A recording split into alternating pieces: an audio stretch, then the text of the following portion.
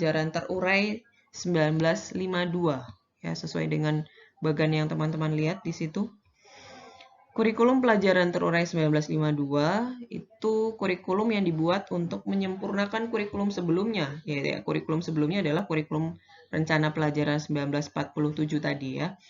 Namun pada kenyataannya itu pelaksanaannya tidak jauh berbeda sebetulnya. Pada kurikulum ini sikap patriotisme menjadi fokus yang utama seperti kurikulum yang sebelumnya.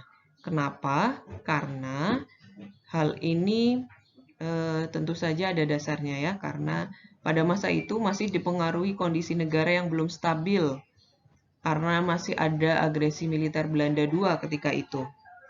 Sehingga pada masa ini sikap patriotisme masih terus ditanamkan pada peserta didik. Nah, mulai kurikulum rencana pelajaran terurai 1952 ini diterapkan juga bahwa Pancasila itu dikatakan sebagai asas dalam pendidikan. Ya, falsafahnya sudah mulai ke Pancasila, bukan lagi ke aliran-aliran tertentu ya, filsafat perennialisme, konstruktivisme, seperti yang sudah dijelaskan gitu ya. Nah, sama juga gitu ya. Sifatnya juga masih spirited subject kurikulum seperti kurikulum 1947.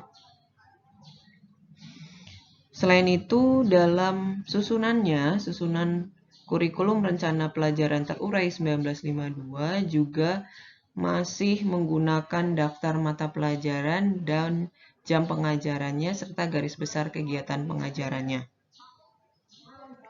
Nah, apa sih sebetulnya bedanya antara kurikulum 1947 dengan kurikulum 1952? Ya, ada dua hal yang berbeda. Yang pertama, pada perincian silabusnya. Nah, pada perincian silabus kurikulum terurai 1952 ini diuraikan oleh pemerintah dengan sangat jelas, sehingga setiap rencana pelajaran harus memperhatikan isi pelajaran secara detail. Apakah sudah sesuai dengan isi silabus, dan tentu saja menghubungkan antara materi pelajaran dengan kehidupan sehari-hari. Lalu perbedaan yang kedua adalah bagaimana proses pengajarannya. Pada kurikulum ini, seorang guru hanya mengajar satu mata pelajaran saja, berbeda pada kurikulum yang 1947 tadi ya. Oke, berikutnya yang ketiga ada Rencana Pendidikan 1964. Pada kurikulum pendidikan 1964, pada pelaksanaannya juga sama juga sebetulnya, tidak jauh dari kurikulum yang pertama tadi, kurikulum 1947. Sikap patriotisme menjadi sentral dalam kurikulum ini gitu ya. Falsafahnya tentu saja sudah mulai ada peralihan dari perennialisme menjadi Pancasila gitu ya. Lalu apa bedanya dengan kurikulum yang sebelumnya? Bedanya jika di kurikulum rencana pelajaran 1947 dan kurikulum rencana pelajaran terurai 1952 mengutamakan pendidikan watak, kesadaran bernegara dan bermasyarakat daripada pendidikan pikiran atau kognitif. Maka kalau di kurikulum pendidikan 1964 ini pemerintah mempunyai keinginan agar rakyat Indonesia itu mendapat pengetahuan akademik, yang artinya aspek kognitif ini mulai diperhatikan ya teman-teman di kurikulum ini. Nah, maka dasar atau tinjauan atau fokus pada kurikulum ini juga mulai beralih pada penekanan pengetahuan dan kegiatan fungsional praktis. Oke, berikutnya di kurikulum 1968. Nah, kurikulum 1968 ini merupakan salah satu jenis inovasi yang disebabkan oleh faktor politik. Perubahan kurikulum terjadi karena di tahun 1965 terjadi gerakan 30 September atau yang dikenal dengan G30 SPKI ya. Sehingga segala sesuatu yang berhubungan dengan pemerintah Orde Lama itu akan diubah. Dengan kata lain, perubahan kurikulum dilakukan karena kepentingan politik. Nah, meskipun begitu, pada pelaksanaannya di kurikulum 1968 juga sebetulnya juga tidak jauh beda ya. Masih juga berkaitan atau menekankan pada patriotisme. Tapi ini sudah mulai berkembang juga. Selain patriotisme akan diterapkan pancawardhana istilahnya.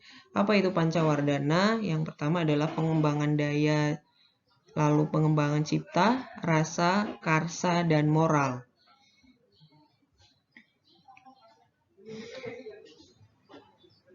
Lalu apa sih perbedaan dengan kurikulum yang sebelumnya?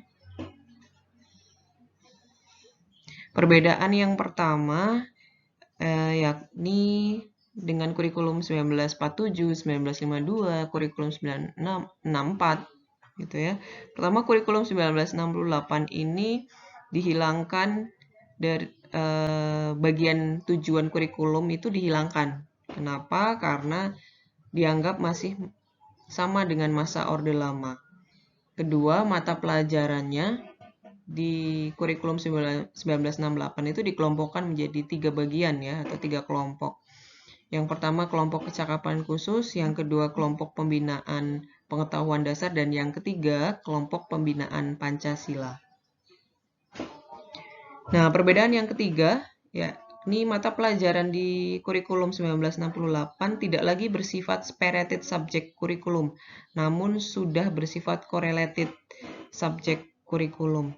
Tidak terpisah-pisah tapi sudah berkorelasi seperti itu. Kalau sebelumnya itu spirited ya, spirited maksudnya terpisah-pisah gitu ya, parsial gitu. Kalau sekarang sudah berkorelasi subjek antar subjek kurikulumnya. Dan yang kelima itu kurikulum 1975. Di kurikulum 1975 itu salah satu contoh kurikulum yang dalam pengembangannya dipengaruhi oleh faktor kebutuhan masyarakat. Kurikulum 1975 dibuat karena pandangan kurikulum 1968 yang sebelumnya itu diberlakukan, lalu ada anggapan kurang relevan bagi kebutuhan masyarakat. Apalagi berkaitan pada saat itu masih ada masa pembangunan 5 tahun tahap kedua atau pelita kedua. Oke, baik, selanjutnya teman-teman di slide ke-6 ini adalah lanjutan dari penjelasan di slide 5. Di slide 5 sudah membahas sampai ke kurikulum 1975 ya. Jadi pada kesempatan kali ini di slide 6 kita lanjutkan pada kurikulum 1984. Oke, kurikulum 1984 itu merupakan salah satu pengembangan kurikulum yang diakibatkan oleh faktor tuntutan perkembangan ilmu pengetahuan dan teknologi. Kurikulum ini masih bersifat sentralistik, meskipun pada kurikulum 1984 memiliki perbedaan dengan kurikulum 1975, yaitu pertama, teori psikologi yang digunakan bukan lagi teori behaviorism, melainkan sudah mulai menggunakan teori humanis. Hal ini tentunya berdampak pada proses pembelajaran yang mulai menekankan pada keterlibatan peserta didik. Kedua, proses pembelajaran lebih berorientasi pada proses, meskipun tidak melupakan capaian intelektual atau kognitif peserta didik, sehingga dapat dikatakan bahwa kurikulum 1984 mengusung proses skill approach atau pendekatan proses ya. Pendekatan keterampilan proses. Lalu yang ketiga, ya, perbedaan yang ketiga antara kurikulum 1984 dengan kurikulum 1975, yakni pada kurikulum 1984, waktu belajar yang digunakan untuk memberikan pengalaman belajar kepada peserta didik disusun sedemikian rupa agar benar-benar fungsional dan efektif. Hal ini karena waktu belajar siswa di sekolah sangat terbatas. Oke, adapun ciri-ciri dari kurikulum 1984 ada beberapa ya. Saya rangkum menjadi 6. Ada 6 ciri-ciri kurikulum 1984. Yang pertama, kurikulum 1984 itu berorientasi kepada tujuan instruksional. sehingga belum memilih atau menentukan bahan ajar. Yang pertama harus dirumuskan adalah tujuan apa yang harus dicapai peserta didik. Yang kedua, pendekatan pengajarannya berpusat pada anak didik melalui CBSA.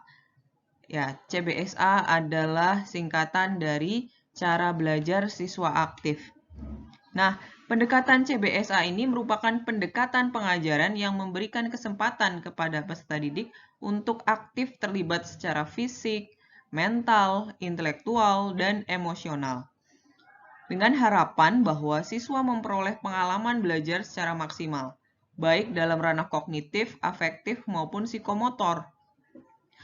Lalu perbedaan atau ciri-ciri ya, ciri khas atau karakteristik dari kurikulum 1984. Yang ketiga yakni materi pelajaran dikemas dengan menggunakan pendekatan spiral.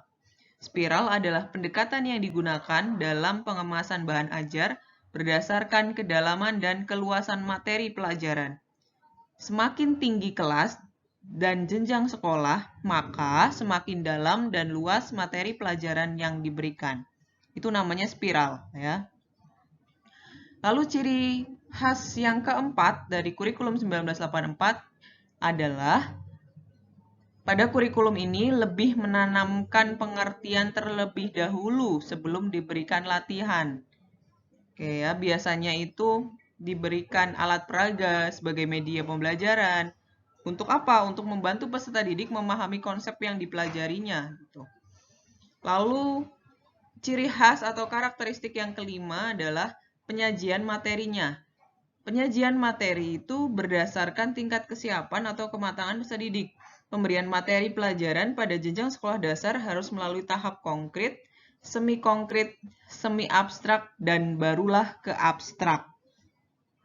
Selain itu, jenis pendekatan yang digunakan adalah pendekatan induktif, di mana dalam proses pembelajaran dimulai dari memberi contoh, lalu ditarik menjadi suatu kesimpulan.